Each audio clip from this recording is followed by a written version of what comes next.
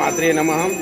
ఓం శ్రీ నిమిషాంబ దేవి నమః. ఈరోజు మనం బోరబండ టెంపుల్లో ఉన్నాము. ఈరోజు విశేషం ఏమిటి, ఇలా ఎంతమంది ఇక్కడ భక్తజనాలు వచ్చారు మనం కనుక్కుందాం ఇక్కడ.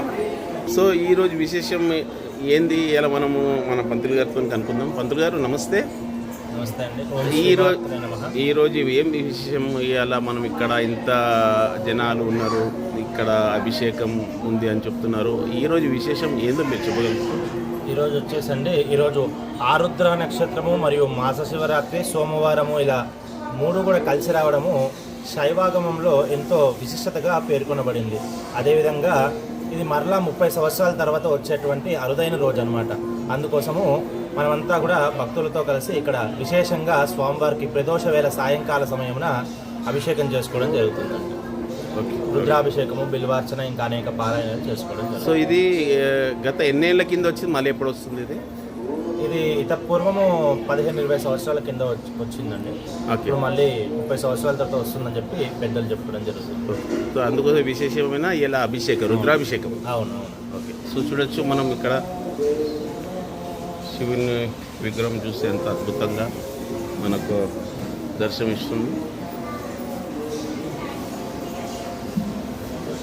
ఓం నమః శివాయ. సో ఇక్కడ బోరబండ అమ్మవారి గుడిలో శివుని లింగానికి రుద్రాభిషేకం జరగబోతుంది. భక్తులు అందుకోసమే వచ్చిండ్రు, ఇంకా వస్తున్నారు. సో మనం ఉన్నాము ఇక్కడ శ్రీ నిమిషాంబ దేవి ఆలయంలో ఉన్నాము. చూడొచ్చు అమ్మవారి అలంకరణ ఎంత అద్భుతంగా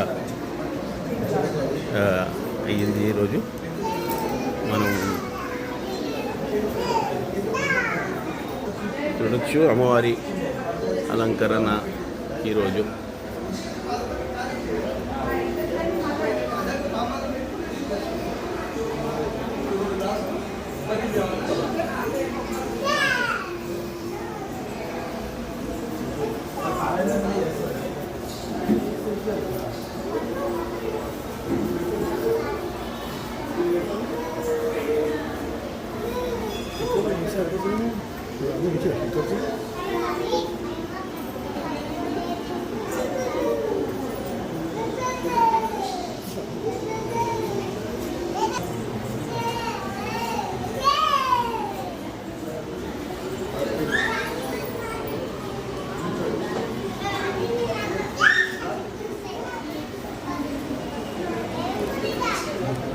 ఇప్పుడు సాయంత్రం